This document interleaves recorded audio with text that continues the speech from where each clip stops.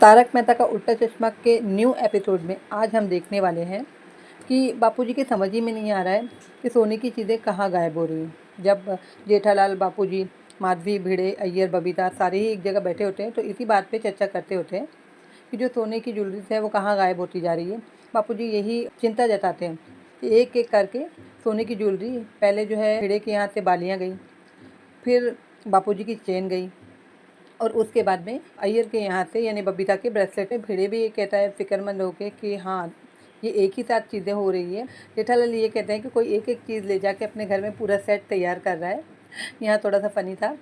बाकी सारे चिंता में होते हैं और भिड़े ये कहता है कि अब हमको जो है पुलिस को फ़ोन करना ही पड़ेगा, चालू पांडे जी को बुलाना ही पड़ेगा। तो वो फ़ोन लगाता है चालू पांडे को और ये बता देता है कि गोकुल धाम सोसाइटी में 3 घरों से चोरी हो गई है। चालू पांडे जी बहुत ज़्यादा फ़िक्रमंद हो जाते हैं क्योंकि उनको गोकुल धाम का कोई भी केस सॉल्व करने का मौका नहीं मिलता। वो गोकुल धाम वासी अपने आप ही सॉल्व कर लेते हैं।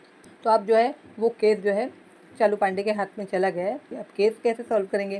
कि मेरे ख्याल से गोकुल धाम में सबके घर की तलाशी हो तो वो ज़्यादा अच्छा है, क्योंकि और तो कोई नहीं। शक की सुई जैसे कि मैंने कहा था कि पोपट लाल पर है, उनके घर में जो डमी रखी हुई है उन पर है। और तो और जिसको मैंने नहीं देखा वो पोपटलाल के दोस्त पे भी मेरा शक है कि उसने डमी में कुछ फिट करा होगा या कोई तो ऐसी बात होगी जिससे पोपटलाल अपने आपे में नहीं रहते। और ऐसा हो सकता है कि रात में चलते चलते वो घरों में सबके पहुंच के वो जो ज्वेलरी होती है उनके गहने वो वगैरह उठा लेते होंगे उस डमी के लिए। तो ऐसा ही कुछ होने वाला है। सबके घरों की तलाशी लेने के साथ साथ अगर पोपटलाल की भी तलाशी लेंगे घर की तो शायद वहाँ से कुछ निकल जाए या हो सकता है सारी चीज़ें ही निकल जाए।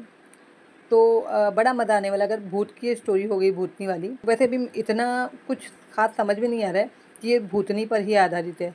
अब वो डमी, क्योंकि भूतनी को हिलते डुलते कुछ नहीं बताया, सिर्फ एक घूंघट है वो जो बार बार पीछे हो जा रहा है। तो आपका इस सब के बारे में क्या ख्याल है, ज़रूर बताइए।